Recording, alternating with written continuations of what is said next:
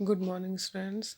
बेटा आज मैं आप लोगों को आपकी बसंत जो बुक है उसका पार्ट 6 पार नज़र के इसको समझाने जा रही हूँ। यह एक सुरंगनुमा रास्ता था। आम आदमी के लिए इस रास्ते से होते हुए जाने की मनाही थी, लेकिन छोटू ने एक दिन अपने पापा का सिक्योरिटी पास हथ लिया और जा पहुँचा सुरंग में। फिर क्या हुआ? छोटू, कितनी बार कहा है तुमसे उस तरफ मत जाया करो। फिर पापा क्यों जाते हैं उस तरफ रोज़ रोज़? यानी एक दिन छोटू ने जहाँ उसके पापा काम करते थे वहाँ सिक्योरिटी पास के बिना जा नहीं सकते थे, तो छोटू ने एक दिन वो सिक्योरिटी पास किसी भी तरह से ले लिया और उसी जगह जा पहुँचा। लेकिन बाद में वो पकड़ा गया होगा, तो वो उसको डांट पड़ रही है, इसीलिए वो कह रहा है कि पापा क्यों फिर रोज़ जाते हैं, पापा को काम पर जाना होता है। रोज़ाना यही वार्तालाप हुआ करता था छोटू की माँ और छोटू के बीच। यानी छोटू की माँ हर रोज़ उसे यही समझाती थी कि पापा को तो काम की वजह से वहाँ जाना पड़ता है, और वार्तालाप माने बातचीत होना, यही बात होती थी। हर रोज़ वो उसे समझाती थी कि तुम मत जाया करो, क्योंकि वो छोटा था। उस तरफ एक सुरंगनुमा रास्ता था और छोटू के पापा इसी सुरंग से होते हुए काम पर जाया करते थे।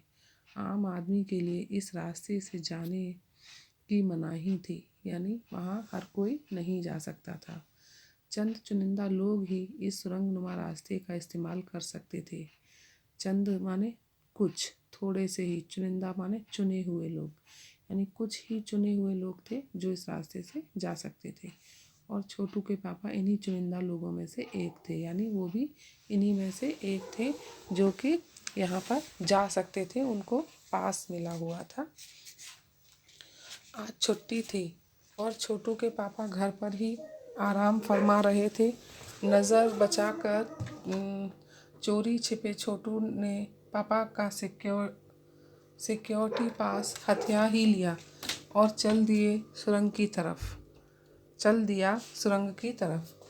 यानी आज छुट्टी के दिन पापा ने थोड़ा सा आराम करने के लिए लेट गए वो, और छोटू ने चुपचाप से उनका हथिया लेना मीन्स ले लेना, चोरी से ले लेना। वैसे तो उनकी पूरी कॉलोनी ही ज़मीन के नीचे बसी थी। यह तो सुरंगनुमा रास्ता था। यानी यह जो सुरंगनुमा रास्ता था, अंदर दिए जल रहे थे और प्रवेश करने से पहले एक बंद दरवाजे का सामना करना पड़ता था। दरवाजे में एक खांचा बना हुआ था। खांचा माने दीवार में थोड़ा सा स्पेस, जगह बनी होती है ना, तो वो था। छोटू ने खांचे को में काट डाला, तुरंत दरवाज़ा खुल गया। यानी वो जो जगह बनी हुई थी थोड़ी सी, उसमें काट डालने की वो जगह थी, तो काट डाला जिससे कि वो दरवाज़ा खुल गया।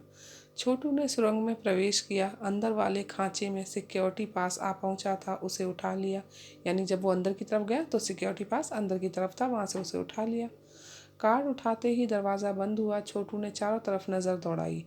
सुरंगनुमा वह रास्ता ऊपर की तरफ जाता था, यानी ज़मीन के ऊपर का सफ़र कर आने का मौका मिल गया था। यानी अब छोटू बहुत खुश हो रहा था अपने मन में कि आज तो मुझे ज़मीन के ऊपर जाने का मौका मिल ही गया, और आज मैं वहाँ होकर ही आऊँगा, घूम कर आऊँगा।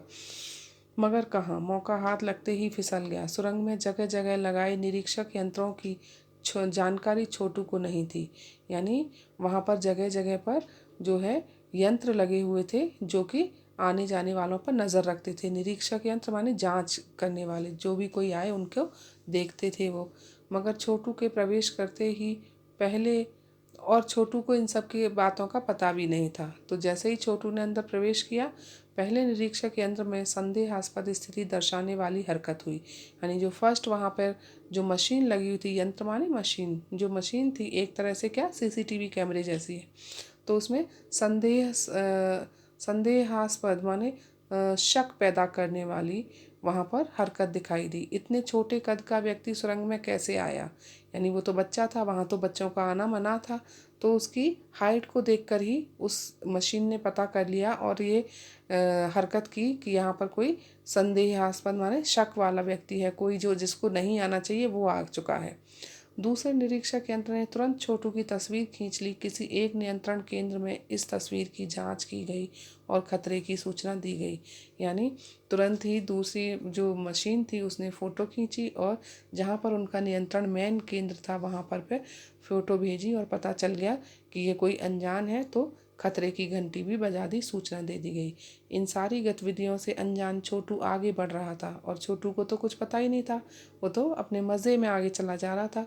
तभी जाने कहाँ से सिपाही दौड़े चले आए, छोटू को पकड़कर वापस घर छोड़ आए। घर पर माँ छोटू का इंतज़ार कर रही थी। बस अब छोटू की खैरियत न थी। छोटू के पापा न होते तो छोटू का बचना मुश्किल ही था। यानी माँ आज तो उसको पिटाई ही लगा देती, रोज़ तो उसे डांटती थी, समझाती थी, लेकिन वो समझ नहीं रहा था, इसलिए आज तो उसकी मार ही पड़ जाती अगर उसके पापा घर में ना होते। छोड़ो भी, मैं इसे समझा दूंगा सब, फिर वह ऐसी गलती कभी नहीं करेगा। पापा ने छोटू को बचा लिया। बोले, छोटू मैं जहाँ काम करता हूँ ना, वह क्षेत्र ज़मीन से ऊपर है। आम आदमी वहाँ नहीं जा सकता, क्योंकि वहाँ के माहौल में जी ही नहीं सकता। जी नहीं सकता माने जिंदा नहीं रह सकता। यानी अब उसके पापा उसको समझा रहे हैं कि वो जिंदा ही नहीं रह सकते हैं जो भी ज़मीन के ऊपर पहुँचेगा। तो फिर आप कैसे जाते हैं वहाँ? छोटू का सवाल लाज़मी था। लाज़मी माने बिल्कुल ठीक था। मैं वहाँ एक ख़ास किस्म का स्पेस सूट पहनकर जाता हूँ। इस स्पेस सूट से मुझे ऑक्सीजन मिलता है, जिससे मैं सांस ले सकता हूँ। इसी स्पेस सूट की वजह से बाहर की ठंड से मैं अपने आप को बचा सकता हूँ। यानी वो कह रहे हैं कि मैं तो ऊपर जाने के लिए एक ख़ास किस्म का स्पेस सूट पहनता हूँ, जिससे मुझे ऑक्सीजन लेने में वहाँ से ऑक्सीजन मिलती है और मैं ठंड से भी बचता हूँ। खास किस्म के जूतों की वजह से ज़मीन के ऊपर मेरा चलना मुमकिन होता है। ज़मीन के ऊपर चलने फिरने के लिए हमें एक विशेष प्रकार का प्रशिक्षण दिया जाता है। यानी वहाँ हर कोई नहीं जा सकता। ऐसा नहीं है कि सूट पहन लिया, शूज़ पहन लिए, जूते पहन लिए और चल पड़े। वहाँ चलने के लिए भी और वहाँ उस सूट को इस्तेमाल करने के लिए भी हमें एक प्रशिक्षण दिया जाता है। यानी सिखाया जाता है कैसे हमें इन चीज़ों का इस्तेमाल करना है। छोटू सुन रहा था। पापा आगे बताने लगे, एक समय था जब अपने मंगल ग्रह पर सभी लोग ज़मीन के ऊपर ही रहते थे, बगैर किसी तरह के यंत्रों की मदद के, बगैर किसी खास किस्म की पोशाक के। हमारे पुरखे ज़मीन के ऊपर रहा करते थे, लेकिन धीरे धीरे वातावरण में परिवर्तन आने लगा। यानी उसके पापा ने बताया कि आज से बहुत समय पहले हमारे पुरखे पुरखे माने बुज़ुर्ग जो पहले लोग थे, वो ज़मीन के ऊपर ही रहते थे और बिल्कुल आराम से रहते थे। कोई उन्हें स्पेस सूट वगैरह पोशाक माने कोई विशेष कपड़े और वो सब पहनने की ज़रूरत नहीं पड़ती थी। ना ही हमारे इतने यंत्र लगे हुए थे। लेकिन बाद में वातावरण में परिवर्तन ऐसा आया कि कई तरह के जीव धरती पर रहा करते थे। ये सब एक के बाद एक मरने लगे। यानी वो उस बदले हुए वातावरण को सहन नहीं कर पाए और उस ज़मीन पर रहने वाले लोग जीव में सब आ जाते हैं, कीड़े मकोड़े, पशु पक्षी, इंसान सभी, तो वो सब मरने लगे। इस परिवर्तन की जड़ में था सूरज में हुआ परिवर्तन। यानी इसका मेन जो कारण था, जड़ में होना मीन्स कारण होना, मेन कारण जो था वो मूल कारण, जड़ मीन्स मूल, तो वो था सूरज में परिवर्तन ऐसा हो गया कि वो सब वहाँ का वातावरण बदल गया। सूरज से हमें रोशनी मिलती है, उष्णता मिलती है, उष्णता माने गर्मी। इन्हीं तत्वों से जीवों का पोषण होता है।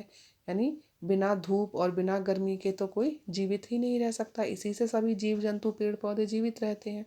इनको पोषण मिलता है माने ताकत मिलती है। सूरज में परिवर्तन होते ही यहाँ का प्राकृतिक संतुलन बिगड़ गया। प्रकृति के बदले हुए रूप का सामना करने में यहाँ के पशु पक्षी, पेड़ पौधे, अन्य जीव अक्षम साबित हुए। यानी वो अक्षम होना मीन्स सहन न कर पाना, वो इन बदले हुए रूप को सहन न कर सके और वो ये सब सहन करने में असमर्थ हो गए। और जो बदला हुआ वहाँ का वातावरण था, चाहे वो पशु पक्षी हों, चाहे वो पेड़ पौधे हों, वो प्रकृति के बदले हुए रूप को सहन नहीं कर पाए। केवल हमारे पूर्वजों ने इस स्थिति का सामना किया। यानी ये जो हम कुछ लोग बचे हुए हैं, हमारे ही जो पूर्वज थे, जो हमारे बड़े बुजुर्ग थे, वही इसको इसका सामना कर पाए।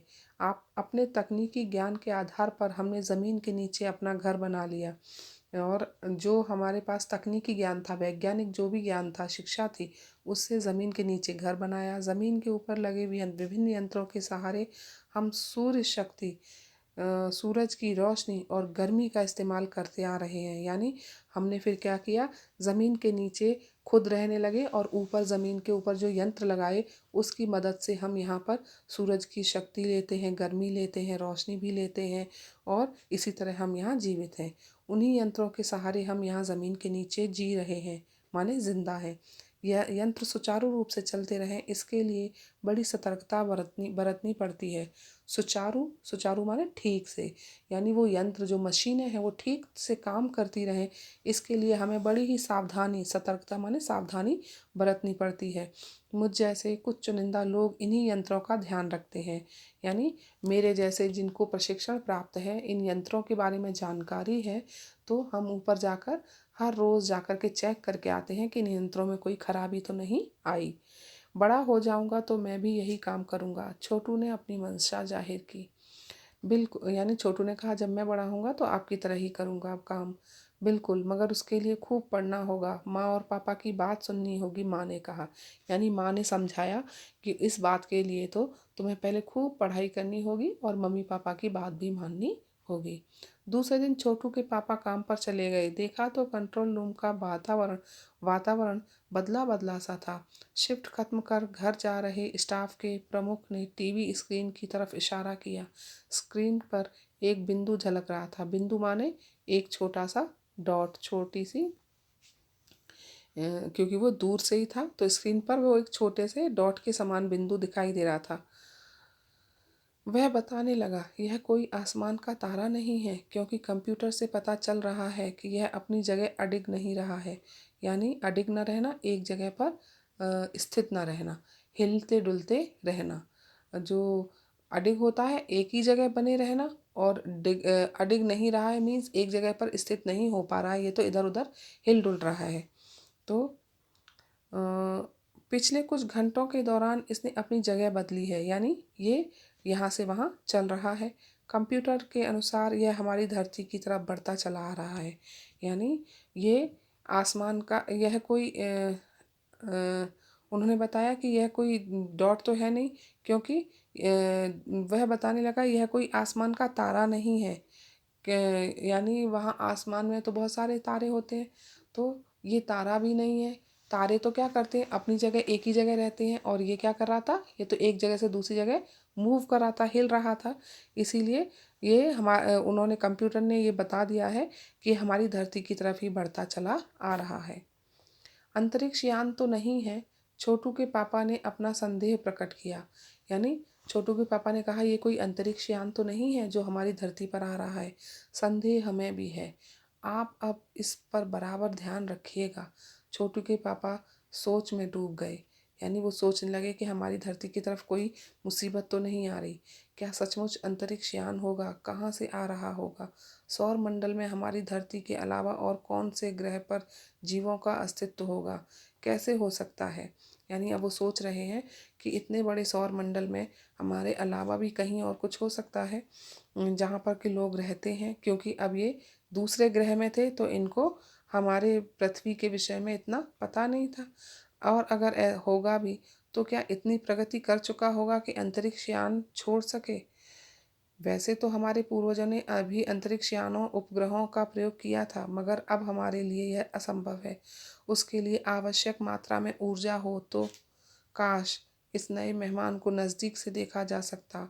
हाँ, अगर वह इसी तरफ आ रहा होगा तब तो यह संभव हो सकेगा। देखें, यानी वो अपने मन में सोचने लगे कि अब हमारे पास न तो इतनी ताकत है, ऊर्जा, शक्ति, इतनी शक्ति भी नहीं है कि हम फिर से ऐसे यंत्रों का उपयोग हम भी कर सकें, हम भी बना सकें अंतरिक्ष यान या उपग्रह, जिससे हम पता कर सकते। अब तो ये अगर हमारे ही नज़दीक आएगा तो ही हम इसको देख पाएंगे, तभी संभव होगा। अब अंतरिक्ष यान से एक यांत्रिक हाथ बाहर निकला।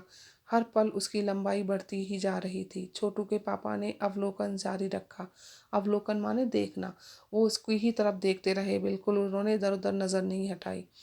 कॉलोनी और यांत्रिक हाथ माने मशीन वाला हाथ, यानी उसमें कोई इंसान नहीं था, उस अंतरिक्ष यान में मशीन ही थी। आपको पता है ये कहानी जो चल रही है वो मंगल ग्रह की चल रही है। तो वहाँ पर मशीन वाला हाथ उस अंतरिक्ष यान से बाहर निकला। कॉलोनी की प्रबंध समिति की सभा बुलाई गई थी। अध्यक्ष भाषण दे रहे थे। हाल ही में मिली जानकारी से पता चलता है कि 2 अंतरिक्ष यान हमारे मंगल ग्रह की तरफ बढ़ते चले आ रहे हैं। इनमें से एक अंतरिक्ष यान हमारे गिर्द चक्कर काट रहा है। गिर्द माने हमारे आसपास ही, हमसे ज़्यादा दूर नहीं, हमारे आसपास।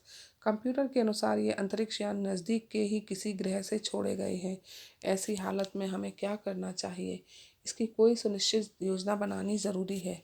नंबर 1, आपका क्या ख्याल है? यानी ये जो कॉलोनी में लोग रहते थे, वहाँ समिति थी, यानी वहाँ कमेटी बनाई हुई थी, उसमें लोगों को अलग अलग जिम्मेदारियाँ दी हुई थी। तो वो अब नंबर 1 के जो भी जिम्मेदारी दी थी उनको पूछ रहे हैं। कॉलोनी की सुरक्षा की पूरी जिम्मेदारी नंबर 1 पर थी, यानी नंबर 1 जो व्यक्ति थे, इसमें नाम नहीं बोला है, नंबर 1 2 करके बताया है। उनकी सारी जिम्मेदारी क्या थी? कॉलोनी की सुरक्षा करना। उन्होंने कुछ कागज समेटते हुए बोलना आरंभ किया। इन दोनों अंतरिक्ष यानों को जलाकर खाक कर देने की क्षमता हम रखते हैं, मगर इसमें इससे हमें कोई जानकारी हासिल नहीं हो सकेगी। अंतरिक्ष यान बेकार कर यानी कि वो क्या कह रहे हैं कि हम खाक कर देना माने मिटा देना, जलाकर राख कर देंगे। हमारे पास इतनी ताकत तो है कि हम इन अंतरिक्ष यानों को जला करके ख़त्म कर सकते हैं, लेकिन इससे क्या नुकसान क्या होगा हमारा, कि हमें इनके बारे में कुछ पता नहीं चल पाएगा। अंतरिक्ष यान बेकार कर ज़मीन पर उतरने पर मजबूर कर देने वाले यंत्र हमारे पास नहीं है। यानी हमें तो इनसे कोई जानकारी मिलेगी नहीं, और हमारे पास कोई ऐसे यंत्र नहीं है कि हम इनको मजबूर कर दें कि ये हमारी ज़मीन पर उतर आएँ हमारे सामने और हम इन्हें कंट्रोल कर लें।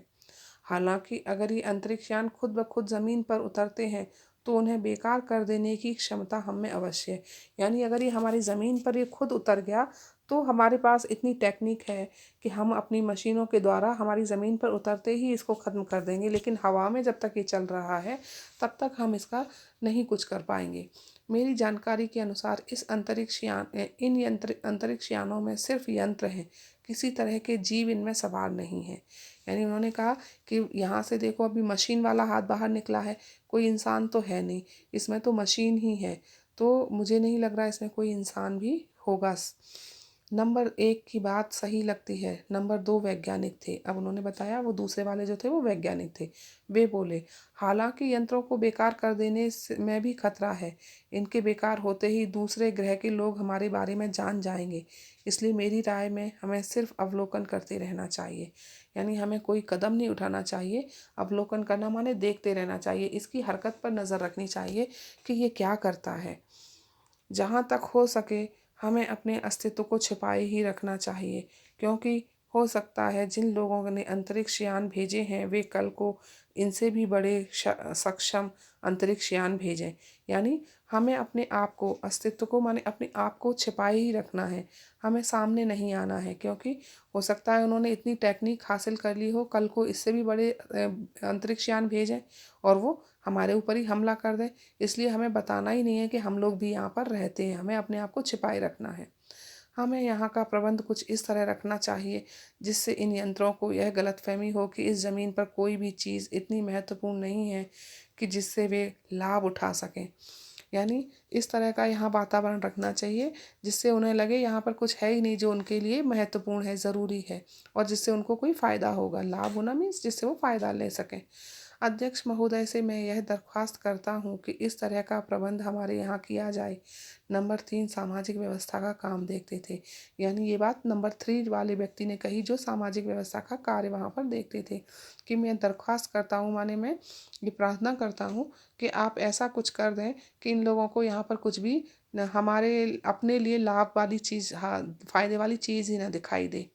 उनकी बात के जवाब में अध्यक्ष कुछ बोलने ही जा रहे थे कि फ़ोन की घंटी बजी। अध्यक्ष ने चोंगा उठाया। 1 मिनट बाद सभा को संबोधित करते हुए उन्होंने कहा, भाइयों, अंतरिक्ष यान क्रमांक 1 हमारी ज़मीन पर उतर चुका है। यानी वो उनकी ज़मीन पर उतर गया था। वह दिन छोटू के लिए बड़ा ही महत्वपूर्ण दिन था। पापा उसे कंट्रोल रूम ले गए थे। यहाँ से अंतरिक्ष यान क्रमांक 1 साफ नज़र आ रहा था। यानी उस दिन उस छोटू के पापा उसको अपने साथ लेके गए थे कि ये रोज़ रोज़ वहाँ चोरी छुपे जाने की ज़िद करेगा, इससे अच्छा एक बार मैं इसको दिखा दूँ। लेकिन उन्हें पता नहीं था कि वहाँ जाते ही ये सब परेशानियाँ भी आ जाएंगी। तो छोटू वहीं पर था।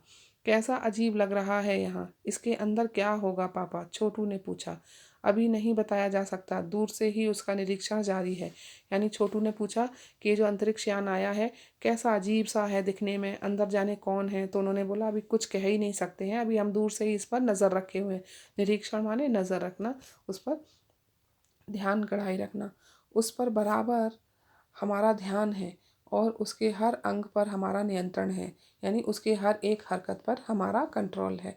वक्त आने पर ही हम अगला कदम उठाएंगे। यानी जब तक हमें इससे कोई खतरा नहीं है तब तक हम कुछ नहीं करेंगे, जब हमें खतरा लगेगा तभी हम कोई दूसरा कदम उठाएंगे, छोटू के पापा ने बताया। उन्होंने छोटू को एक कंसोल दिखाया जिस पर कई बटन थे। यानी आपको पिक्चर में भी दिख रहा है, ये दिख रहा है ना, इस कंसोल पैनल पर बहुत सारे बटन हैं। अब अंतरिक्ष यान से एक यांत्रिक हाथ बाहर निकला। हर पल उसकी लंबाई बढ़ती ही जा रही थी। वह शायद ज़मीन तक पहुंचकर मिट्टी उकेर लेना चाहता था। उकेरना मीन्स खुरच कर ले लेना, मिट्टी को उठा लेना। सब लोग स्क्रीन पर दिखाई दे रही अंतरिक्ष यान की इस हरकत को ध्यान से देख रहे थे, सिवा एक के। उसका ध्यान कहीं और ही था। छोटू का सारा ध्यान था कंसोल पैनल पर। कंसोल का एक बटन दबाने की अपनी इच्छा को वह रोक नहीं पाया। वह लाल लाल बटन उसे बरबस अपनी तरफ खींच रहा था। यानी कि सब लोग तो उस यंत्र की तरफ ध्यान दिए हुए थे, लेकिन जो छोटू था वो उसका ध्यान तो सिर्फ उस रेड कलर का जो लाल रंग का बटन था उसी की तरफ खिंचा जा रहा था। और सहसा खतरे की घंटी बजी। सबकी निगाहें कंसोल की तरफ मुड़ी। पापा ने छोटू को अपनी तरफ खींचते हुए एक झापड़ रसीद कर दिया और लाल बटन को पूर्व स्थिति में ला दिया। यानी वो जो लाल रंग का बटन था वो कैसा था? वो खतरे की निशानी थी। तो उन्होंने गुस्से से उसको थप्पड़ मारा कि तुमने क्यों हाथ लगाया यहाँ पर किसी भी चीज़ को, और उसे वापस पहले जैसी स्थिति में ला दिया।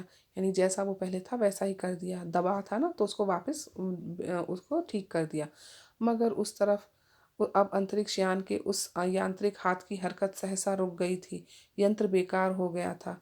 यानी इसके दबाने से क्या हुआ, जो ज़मीन पर उतर चुका था ना वो, तो वो अंतरिक्ष यान का जो हाथ था वो बेकार हो गया उस लाल बटन को दबाने से।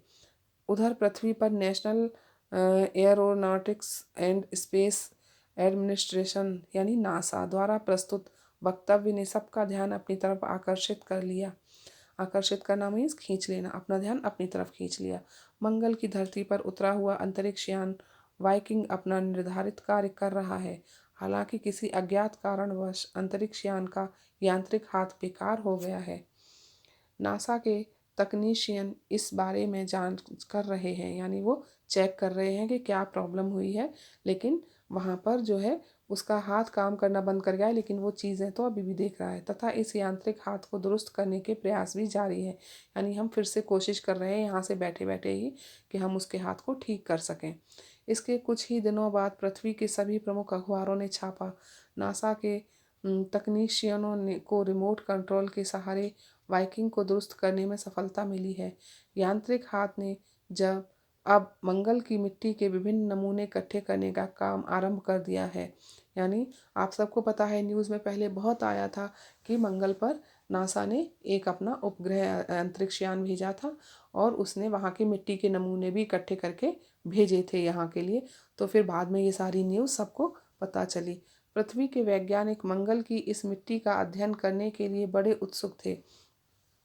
और वो पहले वहाँ ख़राब हो गया था ना, तो एक कल्पना के तहत ही बनाया ये कहानी है कि शायद वहाँ जो लोग एलियंस जिसे हम कहते हैं वहाँ रह रहे हैं, जिन्होंने कि उस हाथ को ख़राब कर दिया था, लेकिन फिर भी इन लोगों ने उसको ठीक करके और उसके मिट्टी के नमूने अब मंगा लिए हैं, और जिस पर कि वो अब उस वहाँ के वातावरण के बारे में और उनके बारे में जानकारी इकट्ठा कर रहे हैं।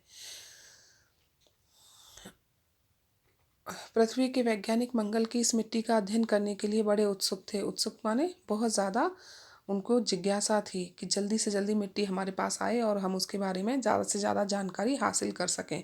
उन्हें उम्मीद थी कि इस मिट्टी के अध्ययन से इस बात का पता लगाया जा सकेगा कि क्या मंगल ग्रह पर भी पृथ्वी की ही तरह जीव सृष्टि का अस्तित्व है। यानी क्या वहाँ पर भी जीव, जीव माने इंसान, इस इंसान और सृष्टि माने संसार, क्या वहाँ पर भी इंसान हमारे संसार की तरह से वहाँ पर भी रहते थे या रहते हैं या रह सकते हैं? यह प्रश्न आज भी एक रहस्य है। यानी इस प्रश्न से तो अभी तक कोई पर्दा उठा नहीं है, क्योंकि वहाँ अभी तक कोई मशीन के बगैर इंसान ने अभी तक कदम नहीं रखा है मंगल ग्रह पर। तो ये आज भी एक रहस्य है।